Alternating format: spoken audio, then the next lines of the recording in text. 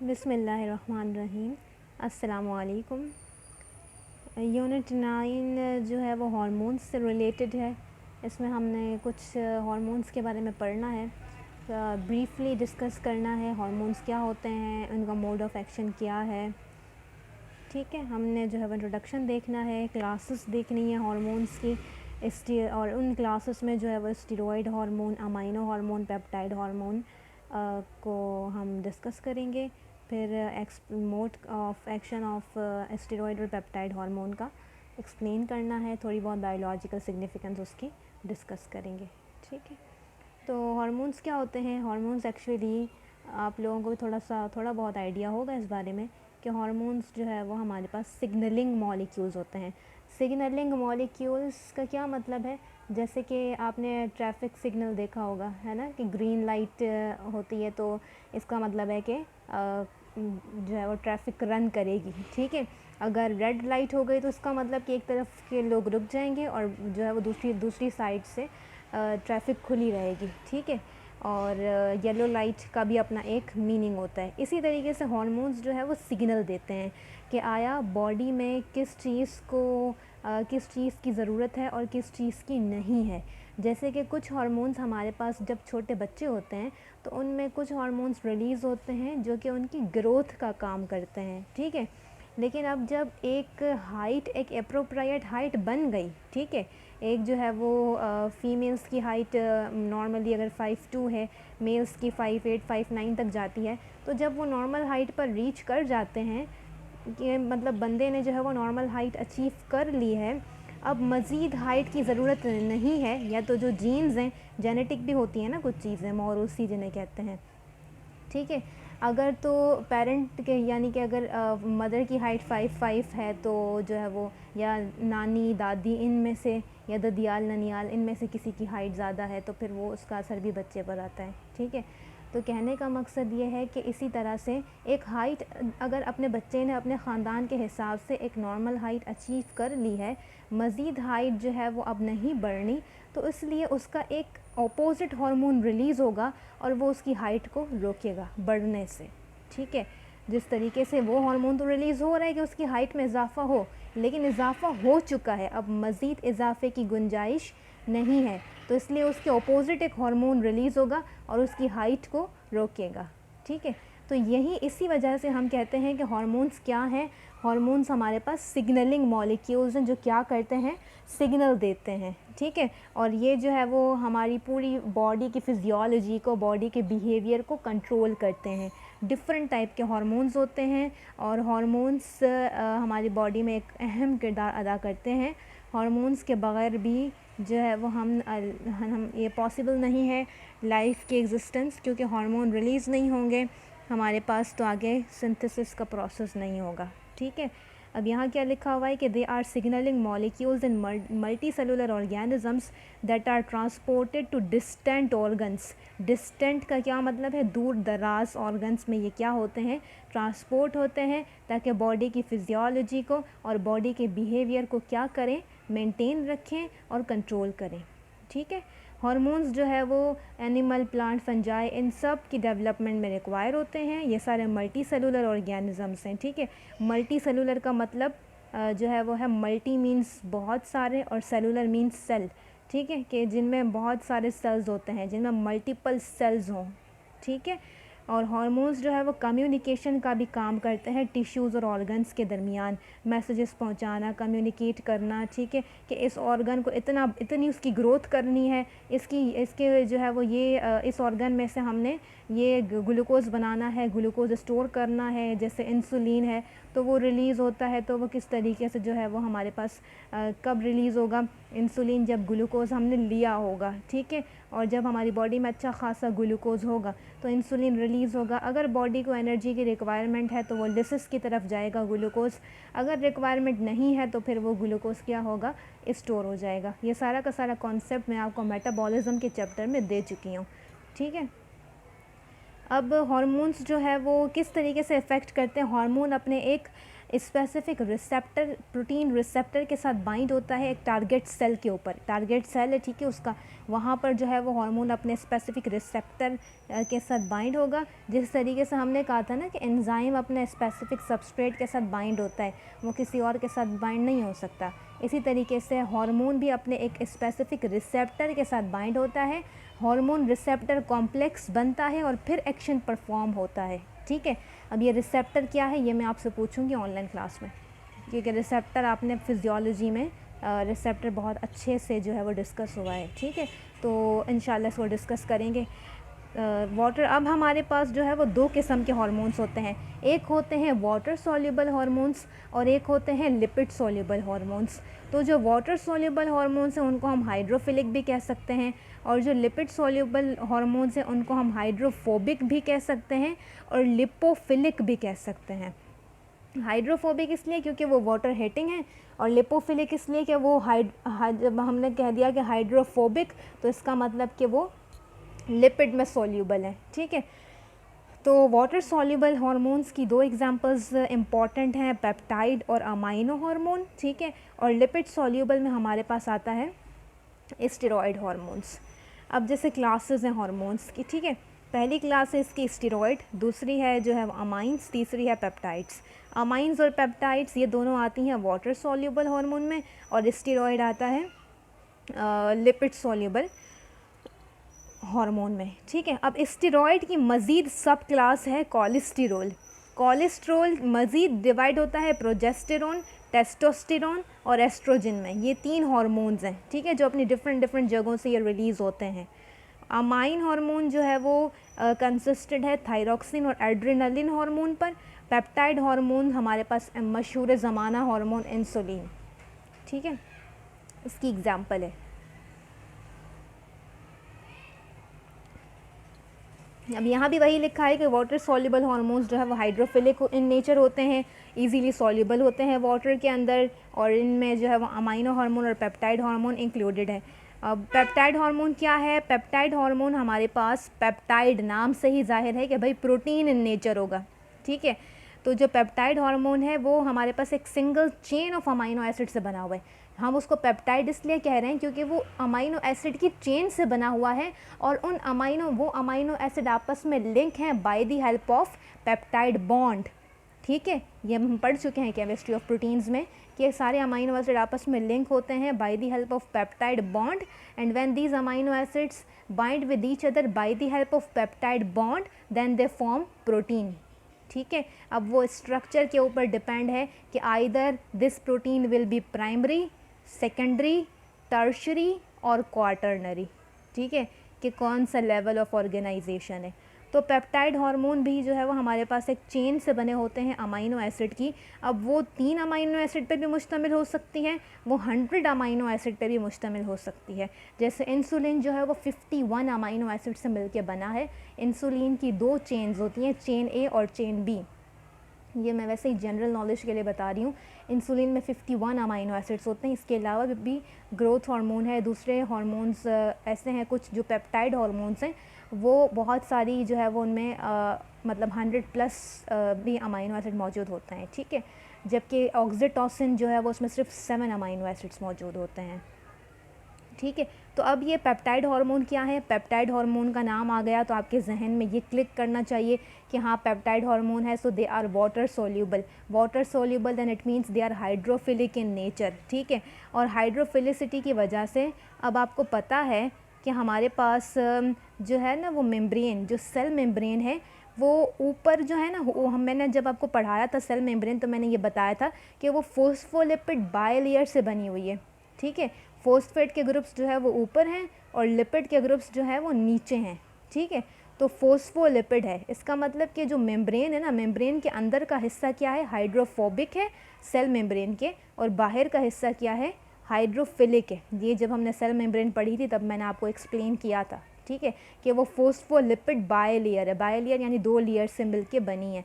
तो जो ऊपर हमारे पास फोस्फेट है वो हाइड्रोफिलिक है, और पेप्टाइड हार्मोन भी क्या है? हाइड्रोफिलिक है, ठीक है। इसका मतलब कि वो हाइड्रोफिलिक है तो वो मेम्ब्रेन के अंदर नहीं जा सकता। क्यों? क्योंकि मेम्ब्रेन जो है वो हाइड्रोफोबिक है अंदर वाली, ठीक है। तो जो हाइड्रोफिलिक है पेप्टाइड हार्मोन वो क्या करेगा, वो सरफेस ऑफ मेम्ब्रेन पर ही अपने रिसेप्टर के साथ बाइंड होकर अपना एक्शन परफॉर्म करेगा। तो ये मैं क्विज़ में पूछ सकती हूँ कि वाटर सोल्यूबल हार्मोन्स या hydrophilic hormones can perform their action by binding on dash surface of the membrane, inside of the membrane, या जो है वो दूसरे 2-3 ऑप्शंस आ जाएंगे। ठीक है, तो ये हमारे पास क्या होते हैं, ये जो है वो हमारे पास सरफेस ऑफ द मेम्ब्रेन पर बाइंड होते हैं। क्यों बाइंड होते हैं, इसका लॉजिकल रीज़न ये है, इसलिए बाइंड होते हैं क्योंकि हमारे पास ये हाइड्रोफिलिक हैं, so they can not cross the membrane. ठीक है, क्योंकि मेम्ब्रेन जो है वो हाइड्रोफोबिक इन नेचर है, राइट।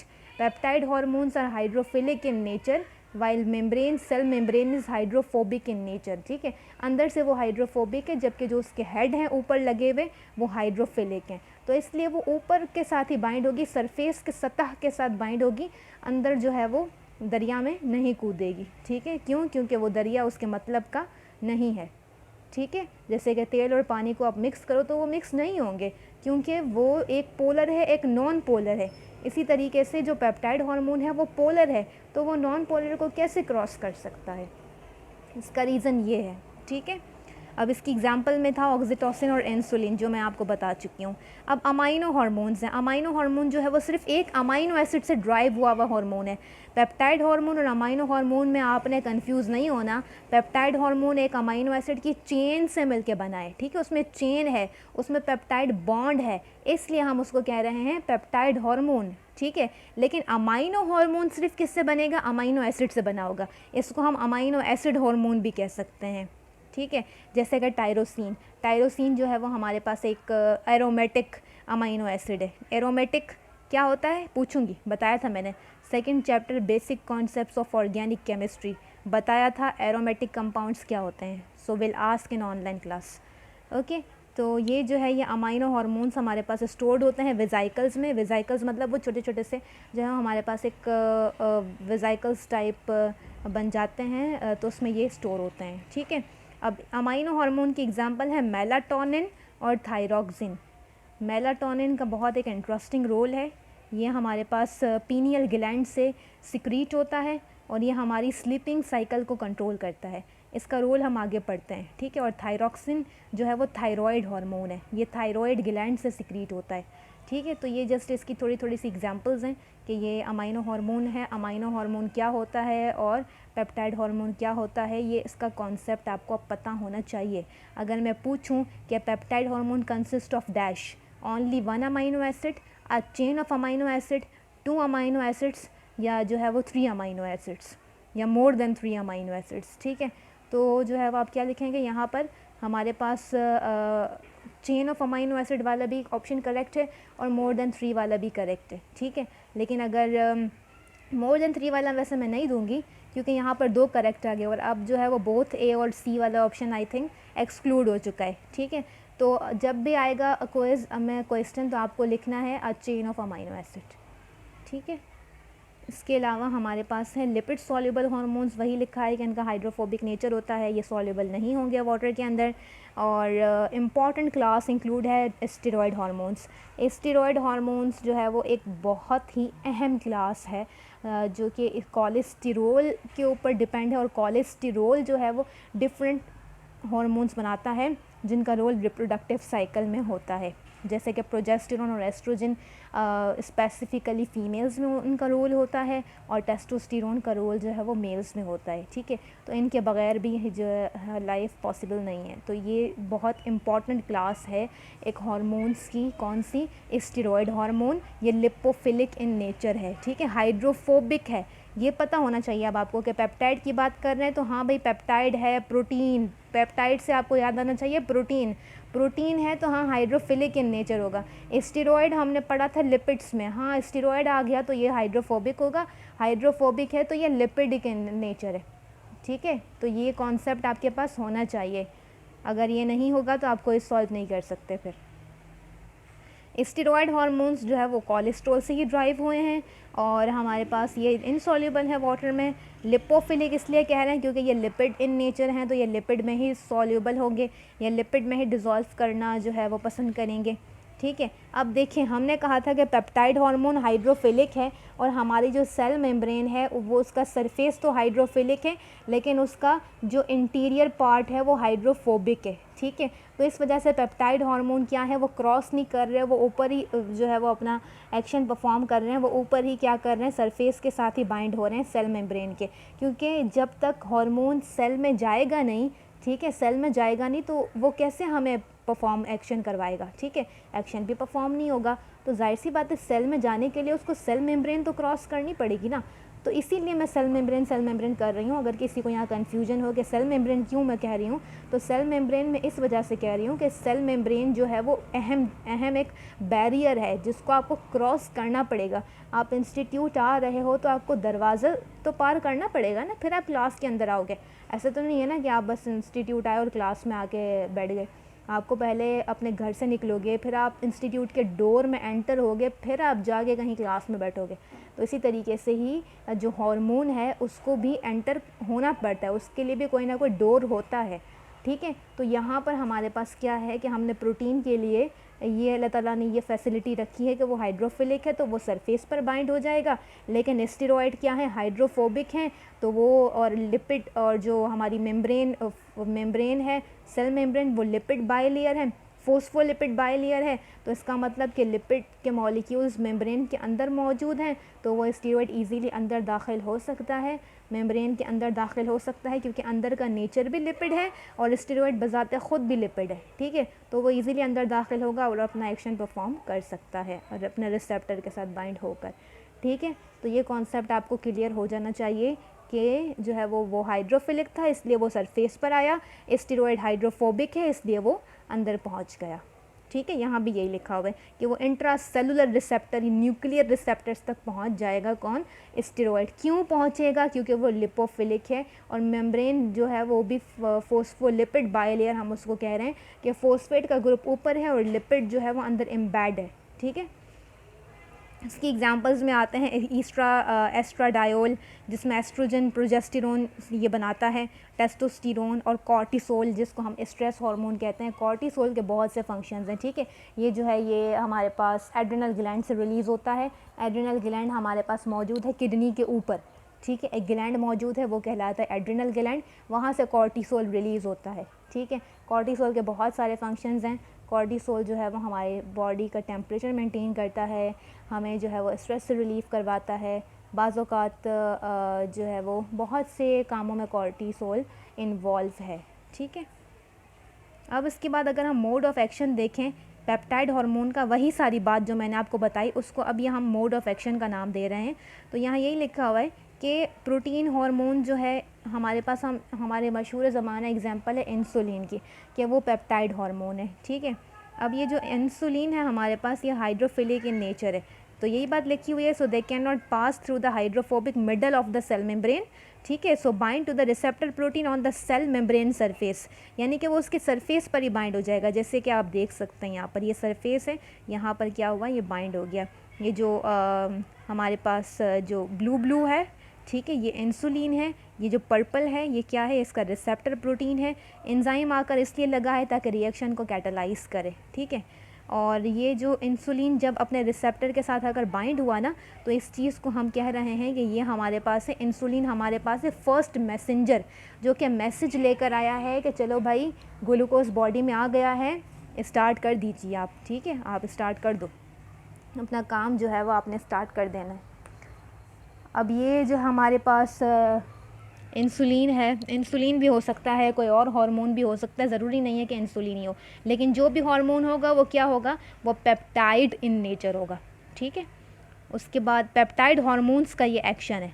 अब जो बाइंडिंग है हार्मोन की वो क्या कर रही है, वो एक केमिकल रिएक्शन का एक सीरीज़ को ब्रिंग करेगी, ठीक है। अब जैसे कि आप देखें यहाँ पर हमारे पास इंसुलिन बाइंड हुआ अपने रिसेप्टर के साथ, ठीक है। एंजाइम, ये जो पिंक है ये एंजाइम है, एंजाइम आकर एंजाइम आया, एंजाइम ने रिएक्शन को कैटालाइज करवाया। अब हमारे पास जो ATP है ना, अब ये जो ATP है ये क्या होगी, जब एंजाइम आएगा तो हमारे पास इंसुलिन बाइंड हो गया रिसेप्टर के साथ, ठीक है। अब एंजाइम की मदद से ये जो ATP है, ATP is adenosine triphosphate, adenosine triphosphate हमारे पास कन्वर्ट हो जाएगी किस में, CAMP में। CAMP का मतलब है साइक्लिक एडिनोसिन मोनोफॉस्फेट। ये लिख लीजिए अपने पास, साइक्लिक एडिनोसिन मोनोफॉस्फेट, क्योंकि ATP जो है वो हमारे पास रिएक्शन कैटलाइज हुआ है यहाँ पर एंजाइम की मौजूदगी में, क्योंकि कोई हार्मोन आकर बाइंड हुआ है, उसने सिग्नल दिया है तो एंजाइम ने क्या किया, रिएक्शन को कैटलाइज किया है। एंजाइम ने रिएक्शन को कैटलाइज किया है तो ATP कन्वर्ट हो गया है CAMP में। अब ये जो CAMP है ये एज अ सेकेंड मैसेंजर के तौर पे इस्तेमाल होगा, और जो हार्मोन हमारे पास था वो फर्स्ट मैसेंजर के तौर पे इस्तेमाल हुआ था। उसने मैसेज कन्वे किया एंजाइम को, एंजाइम ने रिएक्शन कैटलाइज किया, ATP CAMP में कन्वर्ट हुआ, वो एज अ सेकेंड मैसेंजर के यूज़ होगा। अब ये जो CAMP है, ये CAMP as a second messenger इस तरह से यूज़ हो रहा है कि इसके हमारे पास जो डिफरेंट फंक्शंस हैं उस पर इसके इफ़ेक्ट्स होंगे।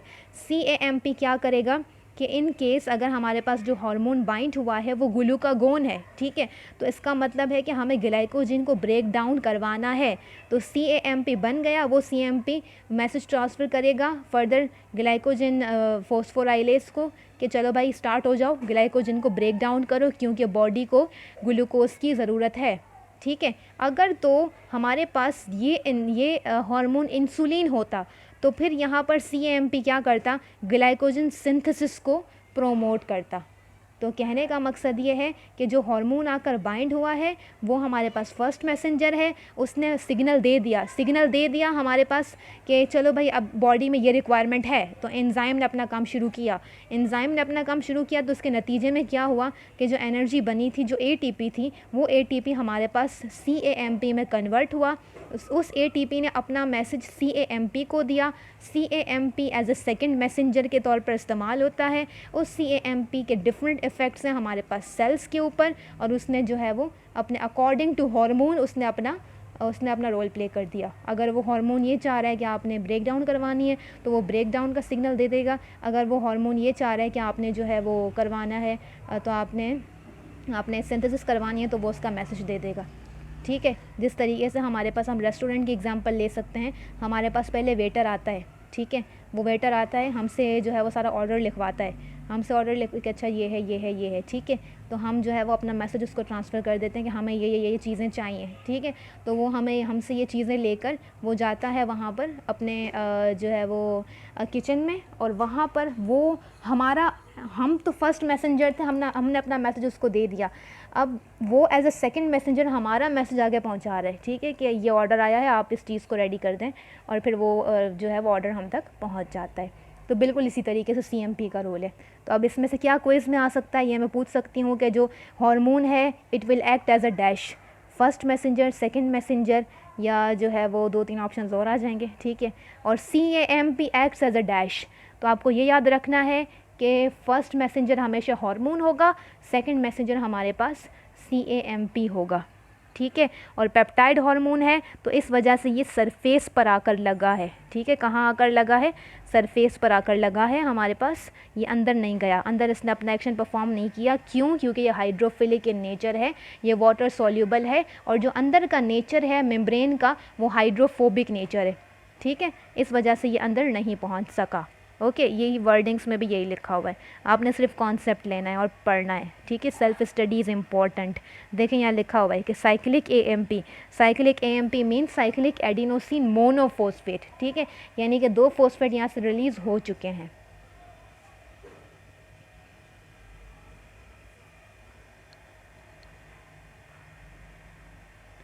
अब हमारे पास जो दूसरा हार्मोन है वो है स्टीरॉयड हार्मोन। स्टीरॉयड हार्मोन का मोड ऑफ एक्शन क्या होगा, वही बात जैसे कि मैंने कहा कि steroid hormone lipophilic in nature है, ठीक है। अब ये स्टीरॉयड हार्मोन क्योंकि लिपोफिलिक है तो ये it can easily cross the cell membrane, ठीक है।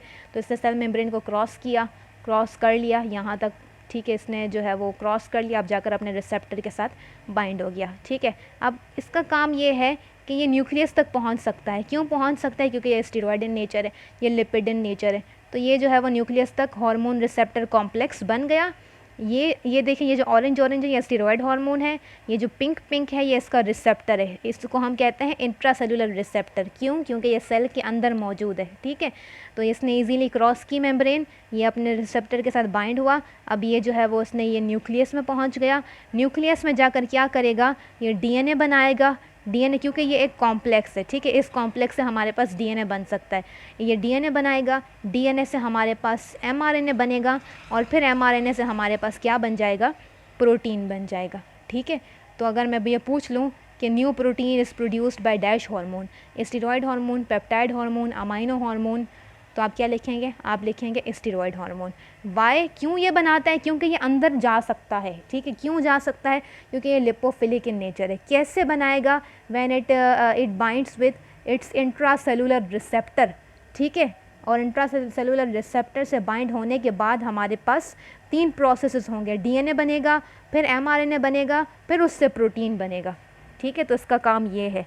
अब ये यही यहाँ पर लिखा हुआ है कि bind to receptor protein in the cytoplasm और inside the nucleus of the target cell, together they form a hormone receptor complex, ठीक है। ये कॉम्प्लेक्स बना दिया, which serves as the transcription factor promoting और inhibiting transcription and translation of genes. यानी कि transcription का मतलब है एमआरएनए का बनना, ठीक है, और ट्रांसलेशन का मतलब है प्रोटीन का बनना। तो ट्रांसक्रिप्शन एक ऐसा अमल है जिसमें डीएनए से एमआरएनए की क्या बनती है, एक ट्रांसक्रिप्ट बनती है, ठीक है। और उसी ट्रांसक्रिप्ट को यूटिलाइज करके हमारे पास प्रोटीन की सिंथेसिस होती है, ठीक है। तो ये हमारे पास जो है वो ये हार्मोन रिसेप्टर कॉम्प्लेक्स ट्रांसक्रिप्शन कुछ जीन्स को जो है वो ट्रांसक्राइब करता है और उनकी प्रोटीन बनाता है, और कुछ जीन्स को जिनकी ज़रूरत नहीं है हो सकता है कि वो उनको क्या कर दे, इनहिबिट कर दे, ठीक है। तो अब आपको मोड ऑफ एक्शन पता होना चाहिए स्टीरॉयड हार्मोन्स का क्या होता है। इसके अलावा जो मैंने पीनियल हार्मोन की बात की, यहाँ पर हमारे ब्रेन में एक तो पिट्यूटरी ग्लैंड होता है जिससे बहुत सारे हार्मोन्स रिलीज़ होते हैं, ठीक है। लेकिन एक हमारे पास अल्लाह ताला ने छोटा सा ग्लैंड रखा है जिसका नाम है पीनियल ग्लैंड। वो पीनियल ग्लैंड जो है वो एक हार्मोन रिलीज़ करता है, उस हार्मोन का नाम है मेलाटोनिन। क्या नाम है, मेलाटोनिन, ठीक है। वो मेलाटोनिन जो है वो ब्लड में रिलीज़ होता है और थोड़ा बहुत वो ब्रेन फ्लूइड में भी रिलीज़ होता है, ठीक है। और उसे हम सेरिब्रोस्पाइनल फ्लूइड में भी वो मेलाटोनिन थोड़ा सा रिलीज़ होता है। अब ये जो मेलाटोनिन है ये एक ऐसा हार्मोन है जो कि हमारी स्लीपिंग साइकिल को कंट्रोल करता है कि कितने घंटे सोना है, कितने घंटे उठना है, जिसको हम कहते हैं बायोलॉजिकल टाइम, ठीक है। जैसे कि हमने अपने टाइम्स बनाए हुए हैं ना कि इस टाइम ये करना है, इस टाइम ये करना है, ये चीज़ें हैं। तो हमारी जो पूरी साइकिल है उसको कहते हैं सर्काडियन, ठीक है, सर्काडियन साइकिल या सर्काडियन रिदम्स कहते हैं। तो मेलाटोनिन ये डिसाइड करता है कि हमने जो है वो कितनी अमाउंट में उस बंदे को सुलाना है और कब कब उसको जगाना है, ठीक है। और मज़े की बात अल्लाह ताला की कुदरत ये है कि कुरान पाक में भी ये आता है कि अल्लाह ताला ने सुबह को हमारे लिए क्या उजाला किया ताकि हम उसमें काम करें, और रात को हमारी आराम के लिए बनाया है, ठीक है। तो जो सुबह उजाला होता है तो मेलाटोनिन रिलीज़ नहीं होता, ठीक है। और जब डार्कनेस होती है ना, बिल्कुल डार्कनेस होगी, तब मेलाटोनिन रिलीज़ होगा तो हमें नींद आएगी। अब यहाँ पर कुछ लोग ये भी क्लेम करते हैं कि हम तो जो है वो रोशनी में भी सो जाते हैं, ज़रूरी नहीं है कि हम डार्कनेस में ही हमें नींद आए, हमें तो रोशनी में भी नींद आ जाती है। तो इसका जवाब ये है कि जो है वो हाइपोथैलेमस हमारा एक मेन सेंटर है ब्रेन का, वो क्या करता है, जब वो टायर्ड हो जाएगा, वो थक जाएगा, तो खुद ब खुद बंदे को नींद आ जाएगी, ठीक है। लेकिन मेलाटोनिन में अल्लाह ताला ने ये कुदरत रखी है कि वो जो है वो अंधेरे में रिलीज़ होता है और फिर हमारी स्लीपिंग साइकिल को प्रमोट करता है, ठीक है। तो सर्काडियन रिदम्स इसका दूसरा नाम है। सिंपल मैं ये पूछूंगी कि मेलाटोनिन रेगुलेट्स डैश, क्या, रिप्रोडक्शन, डाइजेशन, स्लीपिंग साइकिल या क्या। Sleeping cycle is also called as dash, क्या, सर्काडियन रिदम्स, बायोलॉजिकल रिदम्स, या दूसरे 2-3 नाम दे दूँगी, ठीक है। तो बहुत इंटरेस्टिंग ये चीज़ है, आपको ये जो है वो बहुत इंटरेस्टिंग चीज़ है ये वैसे। देखें यहाँ पर क्या लिखा हुआ है कि पीनियल ग्लैंड को जो है वो एंडोक्राइन क्लॉक भी कहते हैं और एंडोक्राइन कैलेंडर भी कहते हैं, कि ये हमारे दिमाग में एक घड़ी फिक्स है, ठीक है, जो हमें सुलाती है और हमें जगाती है। अब हमारे पास कुछ हार्मोन्स हैं, गैस्ट्रोइंटेस्टाइनल हार्मोन्स, ठीक है।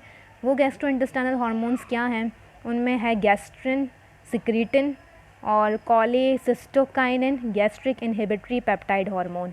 गैस्ट्रिन जो है वो स्टमक म्यूकोसा से सिक्रीट होता है।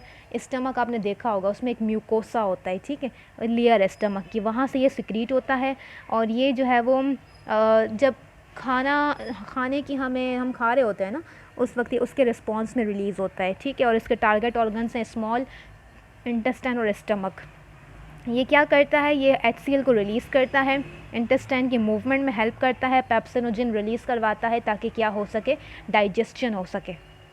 सिक्रेटिन स्मॉल इंटेस्टाइन से रिलीज़ होता है। डुडेनियम में जो है वो ये duodenum in response to acidic chyme, यानी कि कभी एसिडिटी हो जाती है ना, तो उसके नतीजे में ये जो है वो रिलीज़ होता है, ठीक है, हमारे पास स्मॉल इंटेस्टाइन से, ठीक है। अगर हमारे पास कभी डुडेनम में या जो है वो एसिडिटी हो गई है तो फिर ये रिलीज़ होगा, स्मॉल इंटेस्टाइन से रिलीज़ होगा और मेंटेन करेगा एसिडिटी को, ठीक है। और इसके जो टारगेट ऑर्गन है इसका क्या है, पैंक्रियाज है।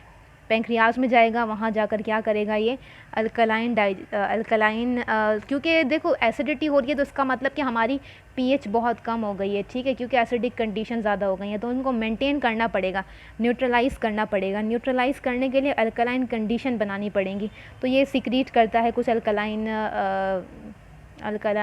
सॉल्यूशंस को, ठीक है। और डाइजेस्टिव प्रो एंजाइम को रिलीज़ करता है और इनहिबिट करता है, मोटाइलिटी को थोड़ी देर के लिए रोक लेगा, एंजाइम्स को रिलीज़ करवाएगा और एसिडिटी को कंट्रोल करेगा। तो सिंपलर वर्ड्स में ये पता होना चाहिए आपको कि सिक्रेटिन कंट्रोल्स में, ये पूछ सकते हो, secretin controls dash, gastrin controls dash, या release of HCl is stimulated by dash, तो आपने लिखना है गैस्ट्रिन, ठीक है। अब है कॉलीसिस्टोकिनिन, ये स्मॉल इंटेस्टाइन से रिलीज़ होता है और ये जो है वो इंटेस्टाइनल सेल जब रिस्पॉन्ड करते हैं ना फूड को, उस वक्त ये रिलीज़ होता है, ठीक है। जहाँ यानी कि इंटेस्टाइनल सेल से जब हमारा फूड पास हो रहा होता है उस वक्त कौन रिलीज़ होता है, कॉलीसिस्टोकिनिन। इसके टारगेट ऑर्गन्स हैं पैंक्रियाज और गोल ब्लैडर, ठीक है। ये भी प्रो एंजाइम और बाइल सिक्रीशन में हेल्प करता है और उनका अहम किरदार है किसमें, डाइजेशन में। गैस्ट्रिक इनहिबिटरी पेप्टाइड, ये एक ऐसा हार्मोन है जो कि इंटेस्टाइनल सेल्स में से रिलीज़ होता है, जब इंटेस्टाइनल सेल्स में से फैट पास हो रहा होता है ये उस वक्त रिलीज़ होता है, ठीक है। और ये स्टमक और पैंक्रियाज में जाकर ये वो इसके टारगेट ऑर्गन्स हैं। इसका काम है इंसुलिन को सिक्रीट करवाना और गैस्ट्रिक सिक्रीशन और उसकी मोटाइलिटी को ये थोड़ा इनहिबिट करता है, ठीक है। लेकिन अहम चीज़ें हैं गैस्ट्रिन, सिक्रेटिन और कॉलीसिस्टोकिनिन, ये आपको पता होना चाहिए, ठीक है। एटलीस्ट एक फंक्शन आपको पता होना चाहिए। जाहिर सी बात है बहुत बड़ा चार्ट है, जो है उसको रिवाइज़ करने में थोड़ा सा मसला होगा, लेकिन at least you should know about this कि गैस्ट्रिन जो है वो HCl को रिलीज़ करवाता है, इंटेस्टाइनल मूवमेंट को बढ़ाता है, ठीक है। सिक्रेटिन हमारे पास जो है वो प्रो एंजाइम्स को रिलीज़ करता है ताकि एसिडिटी कंट्रोल हो सके। कॉलीसिस्टोकिनिन भी बाइल वगैरह बनाता है, ठीक है। और गैस्ट्रिन इनहिबिटरी पेप्टाइड है, यानी कि वो गैस्ट्रिक इनहिबिटरी पेप्टाइड है, यानी कि वो पेप्टाइड्स को क्या करेगा, इनहिबिट करेगा, ठीक है। तो ये हमारे पास कुछ गैस्ट्रो इंटेस्टाइनल हार्मोन्स थे। अब उसके बाद बायोलॉजिकल इम्पॉर्टेंस ये है हार्मोन्स की कि हार्मोन्स हमारे पास स्टिमुलेट करवाते हैं ग्रोथ को, और जाहिर सी बात है जैसे मैंने आपको कहा कि एक हार्मोन अगर ग्रोथ करवा रहा है, एक टाइम आ गया उसके बाद ग्रोथ की रिक्वायरमेंट नहीं है तो दूसरा हार्मोन रिलीज़ होकर उस ग्रोथ को इनहिबिट कर देगा, ठीक है। ये जो है वो रेगुलेशन करवाते हैं मेटाबॉलिज्म की। मूड स्विंग्स, कभी गुस्सा आ रहा है, कभी हमें जो है वो कभी गुस्सा आ रहा है, कभी हमें जो है वो कुछ बहुत अच्छा मूड हो रहा है हमारा, ठीक है, कभी चिड़चिड़ापन हो रहा है, ये सारी चीज़ें भी मूड स्विंग्स भी हार्मोन कंट्रोल करते हैं। भूख लग रही है, ठीक है। इसके अलावा रिप्रोडक्टिव साइकिल को भी हमारे पास हार्मोन्स कंट्रोल करते हैं और ये हार्मोन है स्टेरॉयड हार्मोन्स, ठीक है, जो रिप्रोडक्टिव साइकिल को कंट्रोल करते हैं। बहुत सारे हार्मोन्स हैं, एक पूरी क्लास है ट्रॉपिक हार्मोन्स की, लेकिन वो चूँकि इंक्लूड नहीं है सिलेबस में तो वो इसलिए मैंने इंक्लूड नहीं किया, ठीक है। इसके अलावा समरी आप लोग देख लीजिएगा, कोई मसला हो, कोई परेशानी हो, so you can ask. Thank you.